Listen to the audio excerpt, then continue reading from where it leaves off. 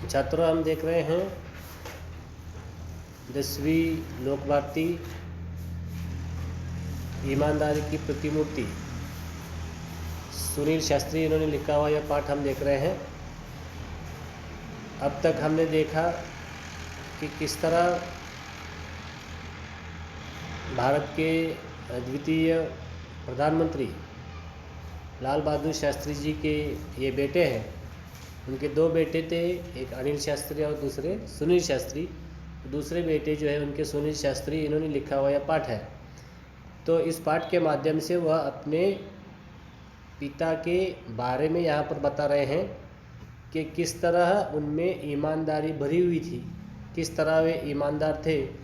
उसका एक उदाहरण हमें यहाँ पर बताया गया कि उनकी जो सरकारी गाड़ी थी सेवरलेट,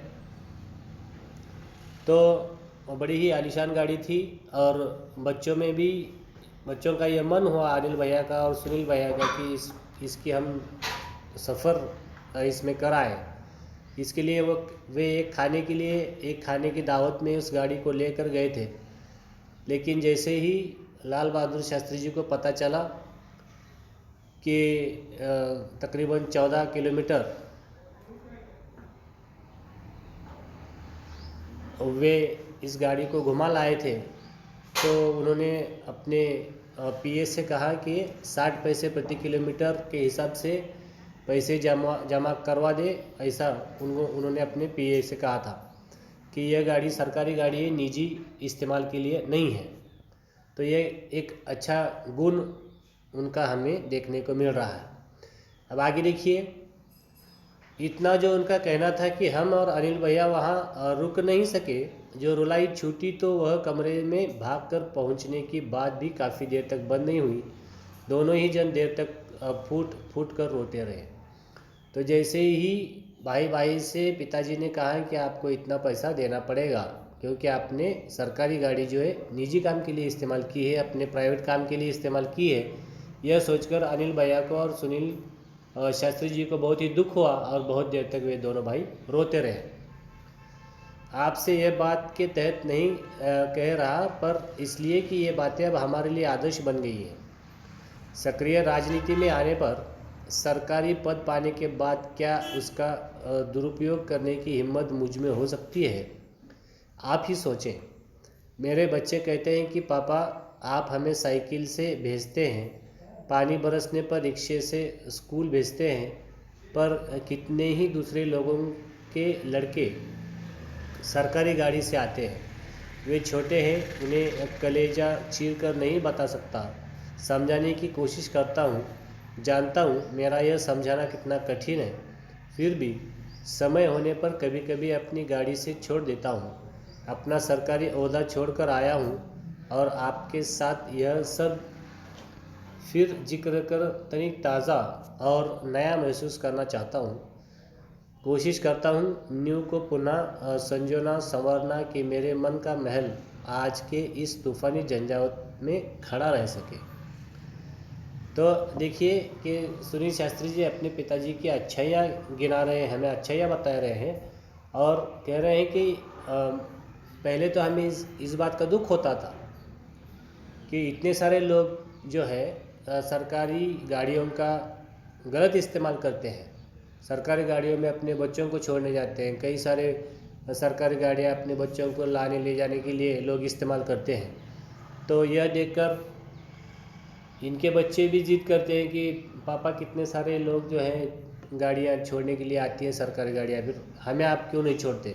हमें तो आप साइकिल पे भेजते हो, फिर बारिश आने के बाद रिक्शा में भेजते हो, लेकिन हमें सरकारी गाड़ी इस्तेमाल करने नहीं देते हो। तो शास्त्री जी कह रहे हैं कि ये तो हमने हमारे पिताजी से ये अच्छा ये सीखी है, क्योंकि जिसके लिए यह गाड़ी है उसी उपयोग में इसको आना चाहिए। दूसरा किसी काम के लिए इसको काम में लेना गलत बात है। तो यह उन्होंने अपने पिताजी से सीखा है। याद आते हैं बचपन के वे हसीन दिन, वे पल जो मैंने बाबूजी के साथ बिताए। वे अपना व्यक्तिगत काम मुझे सौंप देते थे और मैं कैसा गर्व अनुभव करता था। एक होड़ थी जो हम भाइयों में लगी रहती थी, किसे कितना काम दिया जाता है और कौन उसे कितनी सफाई से करता है। तो बचपन के दिनों में जब बाबूजी मतलब लाल बहादुर शास्त्री जी जब कोई काम इन बच्चों के हवाले करते थे तो यह देखते थे, और बच्चों में भी यह होड़ लगी रहती थी, कंपटीशन लगा रहता था कि किसको कितना काम दिया गया और किसने उस काम को किस तरह से पूरा किया। तो यह होड़ जो है उनके अंदर लगी रहती थी दोनों भाइयों में। एक दिन बोले, सुनील मेरी अलमारी काफ़ी बेतरतीब हो रही है, तुम उसे ठीक कर दो और कमरा भी ठीक कर देना। एक दिन लाल बहादुर शास्त्री जी ने उनके छोटे बेटे सुनील को कहा कि मेरी अलमारी ठीक कर दो, काफ़ी किताबें उसमें तितर बितर हो गई है, तो उसको ठीक तरह से लगा दो और मेरा जो कमरा है वो भी ठीक कर देना। मैंने स्कूल से लौटकर वह सब कर डाला। दूसरे दिन मैं स्कूल जाने के लिए तैयार हो रहा था कि बाबूजी ने मुझे बुलाया, पूछा तुमने सब कुछ बहुत ठीक कर दिया है, मैं बहुत खुश हूँ, पर वे मेरे कुर्ते कहाँ हैं। तो दूसरे दिन जब स्कूल से आने के बाद सुनील शास्त्री जी ने उनका कमरा ठीक किया, फिर अलमारी भी ठीक की। तो दूसरे दिन जब वे स्कूल जाने लगे तब उनके पिताजी ने उनसे कहा कि कमरा और अलमारी तो तुमने बहुत अच्छी तरह से साफ़ की है, लेकिन वो मेरे कुर्ते कहाँ हैं जहाँ मैंने रखे थे उसको।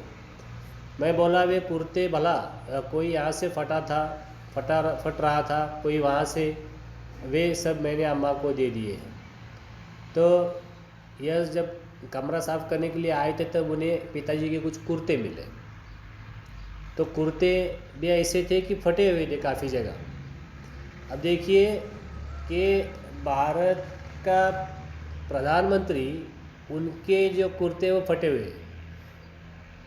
आज कोई ऐसा मंत्री संतरी हमें देखने में नहीं मिलेगा जिसका शर्ट फटा हुआ है। तो इसके लिए भारत गरीब हो रहा है, ये मंत्री संतरी बड़े हो रहे हैं। तो पहले इतने बड़े ओहदे पर, इतने बड़े हुद्दे पर रहने के बावजूद लोग खुद को छोटा ही समझते थे, लेकिन अब देश छोटा हो गया, ये लोग बड़े हो गए। तो उन्होंने कहा कि वे कुर्ते को इस्तेमाल करने के लायक नहीं थे, इसलिए मैंने उसको अम्मा को दे दिए। उन्होंने पूछा यह कौन सा महीना चल रहा है। मैंने जवाब दिया अक्टूबर का अंतिम सप्ताह। उन्होंने आगे जोड़ा अब नवंबर आएगा, जाड़े के दिन होंगे, तब ये सब काम आएंगे, ऊपर से कोट पहन लूँगा ना।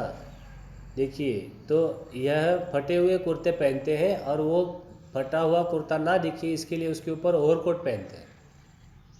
तो कहा कि अब अक्टूबर चल रहा है, अक्टूबर नवंबर है, ये जो दिन है जाड़े के दिन होते हैं। जाड़े के दिन मतलब ठंड के दिन। तो ठंड के दिन में अंदर से कोई कुर्ता हो तो अच्छा लगता है, गर्मी थोड़ी महसूस होती है। इसके लिए उन्होंने कहा कि अभी 2 महीने तो इन शर्ट को मुझे, इन कुर्तों को ऐसे ही इस्तेमाल करना पड़ेगा, उसको फेंका नहीं जा सकता।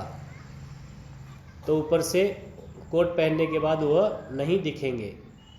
मैं देखता रह गया क्या कह रहे हैं बाबूजी। वे कहते जा रहे थे ये सब खादी के कपड़े हैं, बड़ी मेहनत से बनाए हैं बिनने वाले ने, इसका एक एक सूत काम आना चाहिए। तो कहा कि ये जो कपड़े मैं पहनता हूँ कैसे कपड़े हैं, खादी से बनाए हुए हैं, और खादी जो है यह हाथ पे बनाए हुए कपड़े होते हैं, हाथ से बनाए हुए। तो इसमें बहुत ज़्यादा मेहनत लगती है, बहुत ज़्यादा टाइम भी लगता है। तो उन्होंने कहा कि इसका एक एक सूत भी काम आना चाहिए, यह बना हुआ कपड़ा ऐसे ही फेंका नहीं जा सकता। तो इससे हम देख रहे हैं कि किस तरह लाल बहादुर शास्त्री जो है प्रधानमंत्री होते हुए भी कितनी सादगी का जीवन व्यतीत कर रहे थे या फिर करते थे, यह हमने इस पाठ के माध्यम से देखा। तो हम यहाँ पर रुकेंगे। आपके लिए स्वाध्याय यह है कि आप जो इसमें नए शब्द आपको लगेंगे उसको लिखना है, इसके अर्थ ढूंढने हैं, और अर्थ इसके लिख करके मुझे इसका फ़ोटो आप लोग अपने 10वीं के ग्रुप पर डाल दीजिए। तो आज के लिए इतना ही, धन्यवाद।